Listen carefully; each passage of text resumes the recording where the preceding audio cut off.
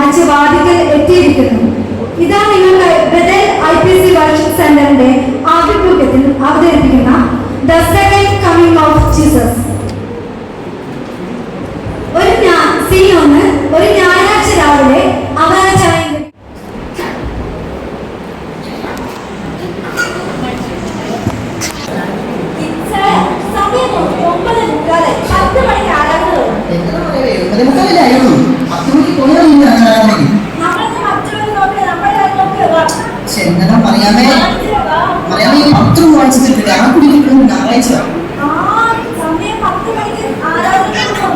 വന്ന് തോന്നുന്നുണ്ടോ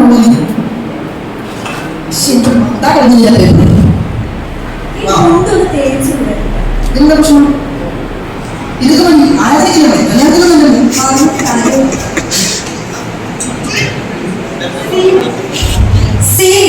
സഭാഹാളിന്റെ ഒരു വശം.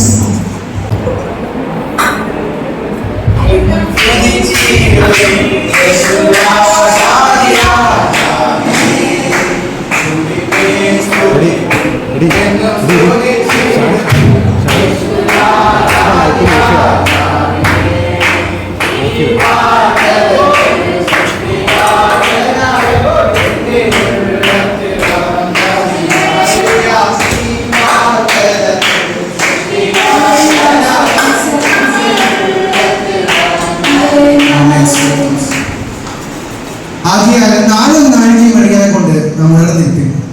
പ്രിയ ദൈവമക്കളെ, നമ്മളിന്ന് മത്തായി 25-ാം അധ്യായത്തിൽ നിന്നാണ് സംസാരിച്ചത്.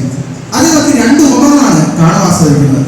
ഒന്നാമതായി നമ്മുടെ കർത്താവായ പ്രവാചകന്റെ വരവ് വേണ്ടി കാത്തിരിക്കുന്ന 10 കന്യകമാരുടെ ഉപമയും, അതോടൊപ്പം പരദീസ് പോകുമ്പോൾ തന്റെ സമ്പത്ത് മുഴുവൻ തന്റെ ദാസന്മാരെ ഏൽപ്പിച്ചു പോകുന്ന യജമാനെ കുറിച്ച് കാണുവാൻ സാധിക്കുന്നു. ഈ 2 ഉപമയിൽ നിന്ന് നാം എന്താണ് മനസ്സിലാക്കേണ്ടത്? നമ്മുടെ കർത്താവ് എപ്പോൾ വരുമെന്നോ എന്ത് വരുമെന്നോ ഈ ഭൂമിയിലെ ഒരു ജീവജാലങ്ങൾക്കും പ്രവചിക്കാൻ കഴിയാത്തവയാണ്. നാം എല്ലാവരും കർത്താവിന്റെ കൂടെ നേരത്തെ എടുക്കപ്പെടേണ്ടതല്ലേ നമ്മളെല്ലാവരും? പ്രിയ ദൈവങ്ങളെ ഒന്ന് ഓർത്തുകൊള്ളുക. ഇതുപോലെ ഉറക്കത്തോടും ദൈവജനത്തിൽ തുച്ഛീകരിക്കുന്നവരാരും കർത്താവിനെ കാണുകയില്ല എന്ന വചനം നിങ്ങളെ ഈ സമയം ഞാൻ ഓർപ്പിച്ചു കൊടുക്കുന്നു. നാം ഈ ഭൂമിയിൽ നേടിയ സമ്പത്തോ പണമോ വീടോ കാറോ അതോ ഈ മൊബൈൽ ഫോണോ ഒന്നുമല്ല കർത്താവിനെ കുറിച്ച് ആഗ്രഹിക്കുന്നത്. നാം വിശുദ്ധനാണോ, വിശുദ്ധനാണോ ജീവിതം നയിച്ചത് എന്നാണ് കർത്താവിനെ കുറിച്ച് ആഗ്രഹിക്കുന്നത് എന്ന് ഓർമ്മിച്ചുകൊണ്ട് ഞാൻ വാക്കുകൾ വെച്ചിരിക്കുന്നു. ഇനി പ്രിയ ദൈവങ്ങൾക്ക് സാക്ഷിയുള്ള സമയമാണ്. അതിനായി പ്രിയ ക്ഷണിച്ചു. പ്രിയ ദൈവമക്കളെ, നിങ്ങളെല്ലാവരും അറിഞ്ഞിരിക്കുന്നത് പോലെ എന്റെ കുഞ്ഞിന്റെ ഓപ്പറേഷൻ ആണ് നാളെ. എല്ലാവരും അതിനു വേണ്ടി പ്രാർത്ഥിക്കണം. ഞാൻ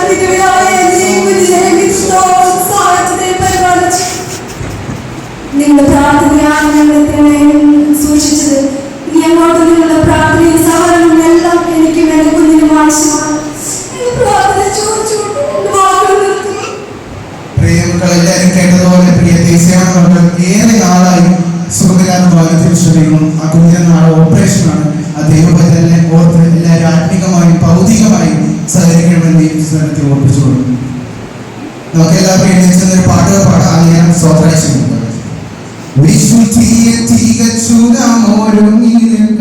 എല്ലാവരും എടുത്തോടെ പ്രിയം വരുവതിൻ താമസമേറെല്ലാം വിശുദ്ധിയെ തികച്ചു നാം ഒരുങ്ങിക്കാം. പ്രിയം വരുവതിൻ താമസമേറെയില്ല. തന്റെ വാഗ്ദത്തങ്ങൾ പലതും നിറവേറുന്നേ, തന്റെ വാഗ്ദത്തങ്ങൾ പലതും നിറവേറുന്നേ. ഒരുങ്ങിയിടാം വിശുദ്ധിയെ തികച്ചു നാം ഒരുങ്ങിക്കാം. പ്രിയം വരുവതിൻ താമസമേറെയില്ല. വിശുദ്ധിയെ തികച്ചു നാം ഒരുങ്ങിക്കാം. പ്രിയം വരുവതിൻ താമസമേറെയില്ല. സ്തോത്രം സ്തോത്രം പിതാവേ, നല്ല സമയത്തിനായി സ്തോത്രേ ദൈവസമയം സ്നേഹിച്ചു നടത്തിയ സ്തോത്രാഴ്ച പ്രാർത്ഥന താവേ അമർത്തി പിടിച്ചു കഴിയുന്ന ദൈവസമാധാനം കൊടുത്ത് ഇറക്കണമേ താവേ. ഹല്ലേലൂയ. മടങ്ങിപ്പോകുന്നു പിരിയാത്ത സാന്നിധ്യത്താൽ കൂടി താവേ ഈശ്വരനാമത്തിനെ ആമേൻ. എല്ലാവരും ചേർന്ന് ഹല്ലേലൂയ പറയാം. Hallelujah hallelujah hallelujah. സീൻ 3 സഭാഹാളിന്റെ മുറ്റം. സ്തോത്രം സ്തോത്രം. എന്താ പറയാ, എന്നും വൈകിയാണല്ലോ വന്നത്. കുറച്ച് വീട്ടിൽ കുറച്ച് തിരക്കുണ്ടാകും. ആ കൊടി കിട്ടുന്ന ഞായറാഴ്ച കുറച്ച് പണി തീർക്കാനുണ്ടാകും. എന്തായാലും ഇന്നത്തെ സഭയൊക്കെ നന്നായിട്ട് ശ്രദ്ധിച്ചു പോകുന്നു. ഇടയ്ക്കിടയ്ക്ക് സ്തോത്രം അല്ലെങ്കിൽ പറയാൻ ശ്രദ്ധിച്ചാൽ ആ മറ്റൊരു അവസ്ഥയെ ഞാനേ ബുക്ക് ചെയ്ത കാറ് കാണാൻ ചെയ്തല്ലോ ഉദ്ദേശിക്കുകയായിരുന്നു.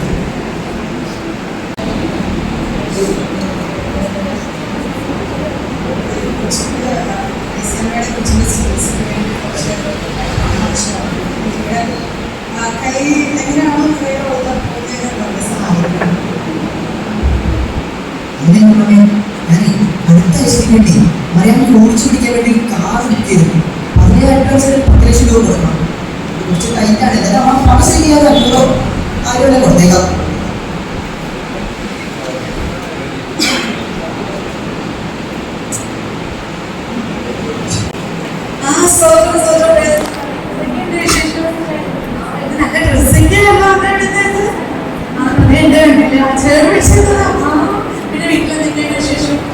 എല്ലാവർക്കും സുഖം. എല്ലാവർക്കും സുഖമല്ലോ.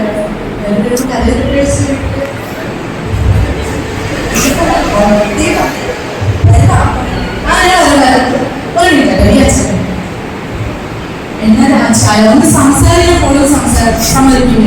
വീട്ടിലോ സംസാരിക്കാൻ ചർച്ചിൽ വന്നാലും സംസാരിക്കാൻ സമ്മതിക്കില്ല. എന്താണ് ഒരു കാര്യം ചോദിക്കുന്നത് എന്താ വെച്ചാൽ നമ്മുടെ ഈ സാക്ഷിയില്ല കുറച്ച് എന്നാ നമ്മുടെ ത്രേസ്യയുടെ മോളുടെ കാര്യം പറഞ്ഞല്ലോ. അങ്ങനെ എന്തെങ്കിലും ചെയ്യണ്ട.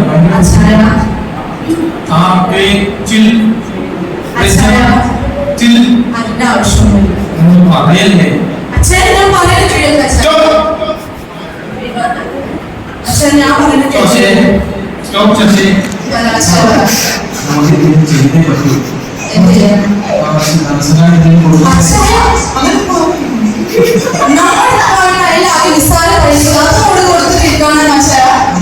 ചെയ്യണ്ടേ? അതിന്റെ ആവശ്യമൊന്നുമില്ല. അവർ ചെയ്ത പാപത്തിന്റെ ഫലം അവർക്ക് കിട്ടുന്നത്. ദൈവത്തിന്റെ മകൾക്കൊരു കഷ്ടമൊന്നും വരില്ല. അച്ഛനും എന്നോട് പറഞ്ഞു വേറെ ആരോടും പറയേണ്ട സ്വഭാവമാണ്. കർത്താവ് പൗലോസിനെ ശീലാശനം കൊണ്ടുവന്നായിരുന്നല്ലോ. എന്തുകൊണ്ട് അവിടെ തെറ്റിയവരാണോ? പറയൂ സോശേ.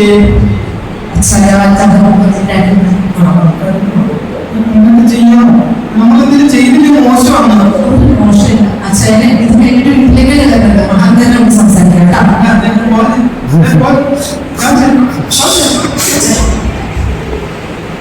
ഈ കൂടുതൽ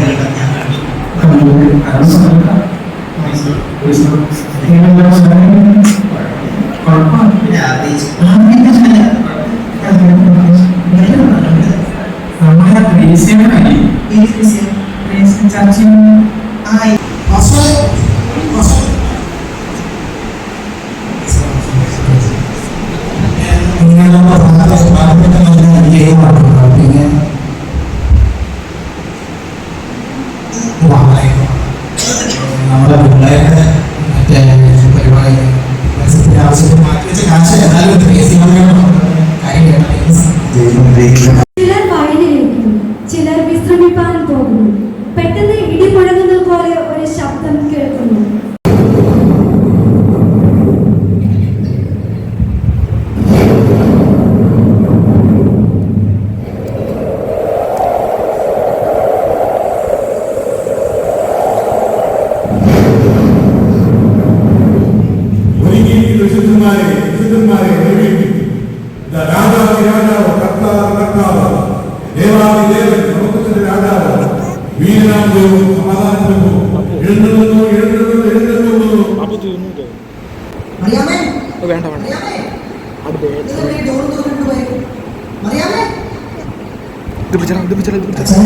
വിളിച്ചു പോകണ്ട, അവരെല്ലാം പോയിട്ടാ തോന്നുന്നേ. അറിഞ്ഞില്ലേ കർത്താവ് വന്നു? അതെ, കർത്താവ് വരുമെന്ന് കേട്ടെങ്കിൽ ഇത്ര പെട്ടെന്ന് വരുമെന്ന് ഞാൻ പ്രതീക്ഷിച്ചില്ല.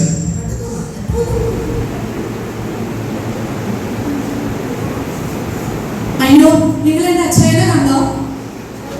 എന്റെ അച്ഛനെ കണ്ടോ? ഞാൻ വീട്ടിലേക്ക് വരാൻ പറഞ്ഞു. ഇതുവരെ അച്ഛനെ വന്നിട്ടില്ല. നിങ്ങൾ ആരെങ്കിലും കണ്ടായിരുന്നോ?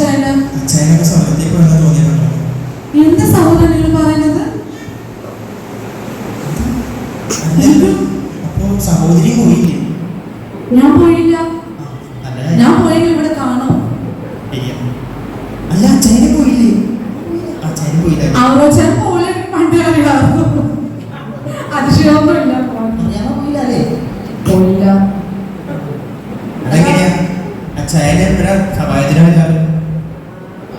എന്നാ തങ്ങളൊക്കെ പോകാതെ അത് അച്ഛന് മുമ്പ് 15 മിനിറ്റ് മുമ്പ് ഞാൻ വന്നത്.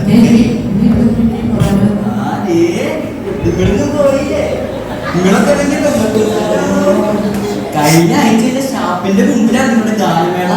അത് നിങ്ങളുടെ പാസ്റ്റർ എന്താ പറഞ്ഞ് നിങ്ങളുടെ ദൈവം വെളിയിൽ വന്ന് പറഞ്ഞു പോകുന്നോ? എന്നെ പോണില്ല ഇവിടെ നിൽക്കണെന്താ?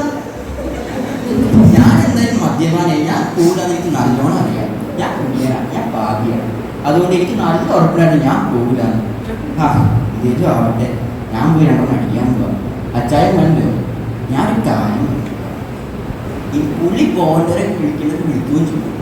ഇനിയിപ്പോൾ ഇവിടെ നിന്ന് കരഞ്ഞിട്ടും പ്രാർത്ഥിച്ചിട്ട് ഒരു കാര്യമില്ല. ഇനിയിപ്പോൾ പോയിട്ടും കാര്യമൊന്നുമില്ല. പുള്ളി വിളിക്കാനും പോകണ്ട. എൻ്റെ ഈ വരണം അച്ഛനെ മറ്റേ പബ്ലിക് പോണതിനെ പുള്ളിക്കറിയാമോ? അച്ഛനെ പരിചയമുള്ളതാണോ? അറിയാൻ പാടാത്ത പോലെ. എന്നാലും കർത്താവ് വന്നോ? ആന്നേ കർത്താവ് വന്നു. അല്ല നിങ്ങൾ വലിയ കുടുംബക്കാരൊക്കെ ഇല്ലാത്തോ? എന്നിട്ട് എന്താ പോവാത്തെ? കർത്താവ് ഒരു വാക്ക് പോലെ എന്നോട് പറഞ്ഞില്ലല്ലോ. കർത്താവ് നോട്ടീസ് തന്നിട്ടല്ലേ തന്നെ. എന്നാലും എന്റെ അപ്പനും അപ്പൂപ്പനും എല്ലാവരും പഴയ വിശ്വാസിയിലായിരുന്നു. ആ കൂട്ടത്തിൽ ഞാൻ ഇറങ്ങിയത് കർത്താവിനെ എന്നെ കൂടെ ഒന്ന് ഓർക്കാമായിരുന്നു. എന്റെ പൊന്നെ സിസ്റ്ററെ, കർത്താവ് ഈ കുടുംബ പാരമ്പര്യം നോക്കിയൊന്നുമല്ല ലിസ്റ്റിലെ ആഡ് ചെയ്യണേ. എന്റെ സഹോദര, താങ്കൾ എന്തായി പറയുന്നത്? ഞാൻ രക്ഷിക്കപ്പെട്ട് സ്നാനപ്പെട്ടതാണ്. ഞാൻ ചോദ്യം എന്നോടാണ് ചോദിക്കുന്നത്. എന്റെ അപ്പനും അപ്പൂമ്മൊക്കെ പഴയ വിശ്വാസികളൊക്കെ ആയിരുന്നു. ഇത്രയൊക്കെ കേട്ടതുകൊണ്ട് ചോദിക്കുക, സിസ്റ്റർ രക്ഷിക്കപ്പെട്ടതാണോ? കാരണം മാനസാന്തരപ്പെട്ട് വിശ്വാസ സ്നാനം നേരിട്ടവർക്ക് മാത്രമേ സ്വർഗത്തിൽ പോകാൻ പറ്റുള്ളൂ. എക്സ്ക്യൂസ് മീ, പറഞ്ഞു. ഞാൻ സ്നാനപ്പെട്ടതാണ്. എന്റെ കൂട്ടുകാരെല്ലാം സ്നാനപ്പെടാൻ ചെന്നപ്പോൾ ഞാൻ ആ കൂട്ടത്തിൽ അവരുടെ കൂടെ പോയി സ്നാനപ്പെട്ടു. പക്ഷേ എനിക്ക് ഇതിനെ കുറിച്ച് ഒന്നും അറിയില്ലായിരുന്നു. ഇന്നിപ്പോ നമ്മൾ എന്താ ചെയ്യാ? എനിക്കറിയില്ല. എന്റെ കർത്താവ്, എന്റെ അച്ഛനെ കാണുന്നില്ല. എന്റെ അച്ഛനില്ലാണ്ട് എങ്ങനെയാണ് ഞാൻ ജീവിക്കുന്നത്? പറഞ്ഞിട്ടൊന്നും കാര്യമില്ല. അച്ഛാ, നമുക്ക് പലർക്കും പല രഹസ്യഭാവങ്ങളും ഉണ്ടാകും. ഇതൊക്കെ ഞാൻ തിരിച്ചറിഞ്ഞതാണ്. ഇതൊക്കെ വിട്ടെറിഞ്ഞ് തിരിച്ച് കർത്താവിലേക്ക് വരണമെന്ന് ഞാൻ ആഗ്രഹിച്ചു. പക്ഷേ കർത്താവ് ഇത്ര നേരത്തെ വരുമെന്ന് ഞാൻ പ്രതീക്ഷിച്ചില്ലല്ലോ. ആ കിട്ടിയ അവസരങ്ങളെല്ലാം ഞാനും നിങ്ങളും എല്ലാവരും പാഴാക്കി.